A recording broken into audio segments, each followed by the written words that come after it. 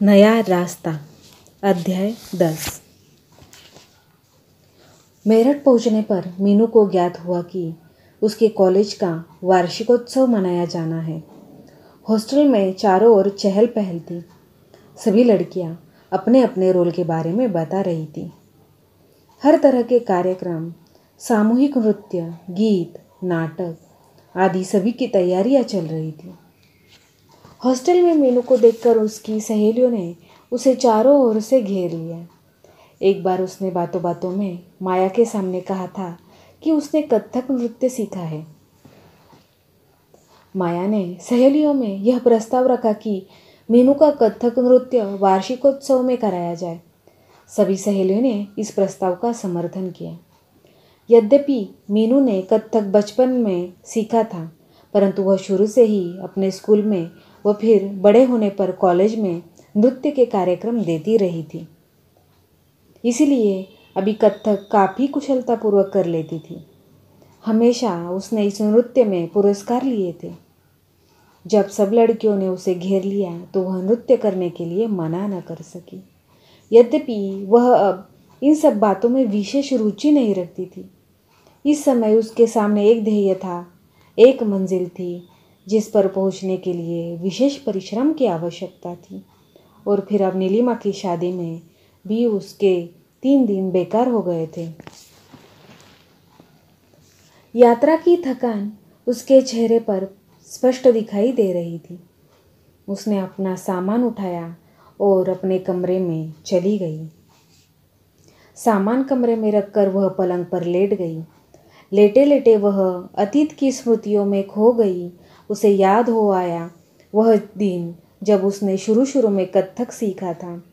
कथक में उसे विशेष रुचि थी, परंतु उसके कस्बे मीरापुर में कोई कथक सिखाने के लिए कुशल अध्यापक नहीं था। उस दिन जब उसे पता चला कि उसे कस्बे में एक कथक नृत्य का स्कूल खुल गया, तब वह बहुत प्रसन्न हुई थी। सबसे पहले मीनू ही उस स्कूल में पहुंची थी। बाद में और भी नृत्य में रुचि रखने वाली काफ़ी लड़कियां आ गई थी। पहले दिन जब गुरुजी ने नृत्य के लिए पैर चलाना सिखाए तो उसके पैरों में बहुत दर्द हो गया था। फिर भी घर जाने के बाद उसने बहुत देर तक पैर चलाने का अभ्यास किया। आशा और रोहित अब समय छोटे थे। वे बहुत देर तक मीनू को पैर चलाते देखते रहते, परंतु उन्हें यह समझ ना आता कि यह कैसा नृत्य है जिसमें सिर्फ पैर ही चलाए जाते हैं, हाथ नहीं। अगले दिन वह जब स्कूल गई तो सभी लड़कियों ने तबले की धुन पर पैर चलाने शुरू किए।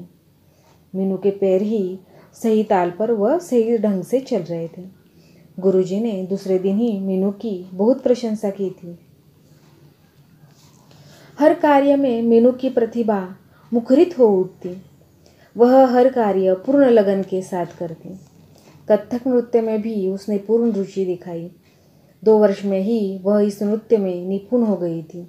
बाद में भी वह स्कूल में निरंतर नृत्य करती रही, जिससे उसका अभ्यास बना रहा। एक दिन की बात है जब वह कक्षा 10 में पढ़ रही थी। उसके स्कूल में वार्षिकोत्सव मनाया गया। मीनू की अध्यापिका ने उसे कथक नृत्य पेश करने के लिए कहा। उस समय उसमें कितना उत्साह था, कितनी प्रसन्नता हुई थी वह जानकर कि उसे स्टेज पर नृत्य करना है। कितनी उमंग थी उसके हृदय में। छुट्टी के बाद जब वह घर पहुंची थी तब उसने प्रसन्न मुद्रा में माँ से कहा था, माँ मुझे जल्दी से खाना दो, मुझे कथक नृत्य का अभ्यास करना है। माँ ने बड़े प्यार से पूछा था, क्यों बेटी, कहाँ करना है तुम्हें नृत्य? मीनू ने उमंग भरी वाणी में कहा था, माँ 4 दिन के बाद हमारे स्कूल में वार्षिकोत्सव मनाया जा रहा है, उसमें मुझे कथक नृत्य करने के लिए कहा गया है। परंतु मीनू, इस वर्ष तुम्हारी हाई स्कूल की परीक्षा है, अपनी पढ़ाई का पूरा ध्यान रखना, माँ ने उसे समझाते हुए कहा था। हाँ माँ, कहकर मीनू ऊपर अपने कमरे में जाकर नृत्य का अभ्यास करने लगी। 4 दिन बाद वह दिन आ गया जब मीनू को नृत्य का कार्यक्रम प्रस्तुत करना था। सुबह से ही मीनू के हृदय में विशेष उल्लास था। उसने अपनी अलमारी खोलकर माँ की सारी साड़ियाँ देखी थी। जरी के काम वाली हरे रंग की साड़ी उसे पसंद की थी।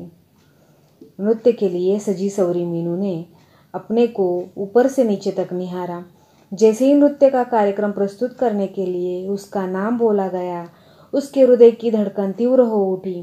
फिर भी एक उमंग थी उसके हृदय में। नृत्य करते समय उसके पैरों की ताल व हाथों की थिरकन विशेष तौर पर देखने योग्य थी। अपने नाजुक बदन को वह हर दिशा में आसानी से मोड़ लेती थी। उसका नृत्य समाप्त होने पर पूरा हॉल तालियों की गड़गड़ाहट से गूंज उठा था। हर कोई उसके नृत्य की प्रशंसा कर रहा था। मीनू को उस दिन कितनी प्रसन्नता का अनुभव हो रहा था। विशेष प्रसन्नता उसे उस समय महसूस हुई जब मुख्य अतिथि ने उसे पुरस्कार देते समय उसकी प्रशंसा की थी। साथ ही पास खड़ी उसकी अध्यापिका ने भी मुख्य अतिथि से यह कहा था कि यह लड़की प्रत्येक कार्य में कुशल है, पढ़ाई में भी सदैव प्रथम आती है। यह सुनकर मीनू का हृदय प्रसन्नता से झूम उठा था। घर पहुंचते ही उसने वह पुरस्कार माँ को दिखाया था और अत्यधिक उत्तेजित होकर माँ से लिपट गई थी। अभी वह अतीत की स्मृतियों में खोई हुई थी कि कमरे में माया ने प्रवेश किया। मीनू को चुपचाप पड़ी देखकर वह उसके पास आई और उससे शादी की बातें पूछने लगी। माया बोली, कहो मीनू, कैसी रही नीलिमा की शादी? खूब मस्ती हुई होगी शादी में। हाँ, मीनू ने कहते हुए गर्दन हिला दी। आओ बैठो माया, कहते हुए वह स्वयं पलंग के एक ओर बैठ गई और माया को बैठने के लिए स्थान दिया। माया कुछ देर मीनू के पास बैठी, उससे हंसी मजाक की बातें करती रही और फिर पास में पड़े अपने पलंग पर बैठकर पढ़ने लगी। मीनू की थकान भी उतर चुकी थी। उसने पलंग से उठकर अपना मुंह धोया और पढ़ने के लिए बैठ गई। 10 दिन के बाद मीनू के कॉलेज का वार्षिकोत्सव था। कॉलेज व हॉस्टल दोनों में काफ़ी चहल पहल रहती थी। कॉलेज में भी नाटकों व अन्य कार्यक्रमों की तैयारियां चल रही थी, परंतु मीनू में कोई उत्साह नहीं दिखाई दे रहा था। एक दिन माया ने मीनू से कहा, मीनू, कथक का तो तुम्हें काफ़ी अभ्यास होगा, फिर भी 1-2 बार तो करके देख ही लो। तब मीनू को लगा कि कथक नृत्य किए हुए उसे कई महीने हो गए हैं, इसलिए उसे 3-4 बार तो नृत्य का अभ्यास कर ही लेना चाहिए। उस दिन तो वह थकी हुई थी। फिर हॉस्टल में नृत्य की संगत करने के लिए तबला व हारमोनियम भी तो नहीं था, इसलिए उसने निश्चय किया कि कल से वह कॉलेज में ही नृत्य का अभ्यास करेगी। 4 दिन तक मीनू ने कॉलेज में ही नृत्य का अभ्यास किया। सोमवार का दिन था। मंगलवार को वार्षिक उत्सव मनाया जाना था। कॉलेज के लड़के व लड़कियां सभी में विशेष उत्साह नजर आ रहा था। कुछ लड़के कार्यक्रम में भाग ले रहे थे, कुछ केवल दर्शक मात्र बनकर ही इधर उधर टहल रहे थे।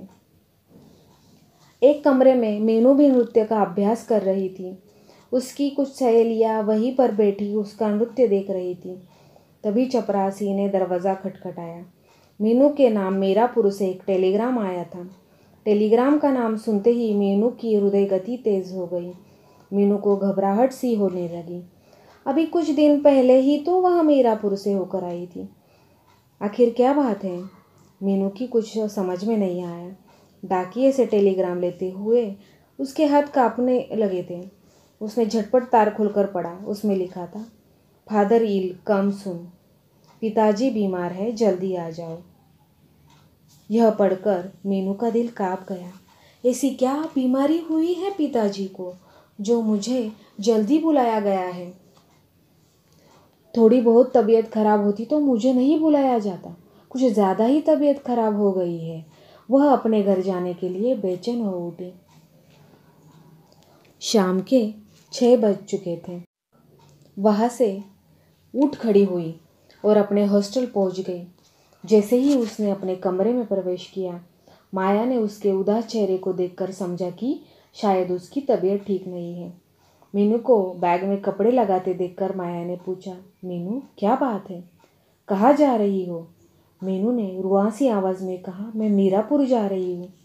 अभी टेलीग्राम आया है, पिताजी बीमार है, मुझे शीघ्र ही बुलाया है। अच्छा, पर अब तो रात होने वाली है। इतनी रात में अकेले तुम्हारा जाना उचित नहीं होगा। और फिर यह रास्ता भी खराब है। कल सुबह चली जाना, माया ने उसे समझाते हुए कहा। हाँ, रात तो हो चली है, पर मेरा यहाँ अब 1 मिनट के लिए भी रुकना संभव न हो सकेगा, मीनू ने अपने बैग को कंधे पर रखते हुए कहा। जैसे ही मीनू ने खिड़की के बाहर झाँका, अंधेरा ही अंधेरा दिखाई दिया।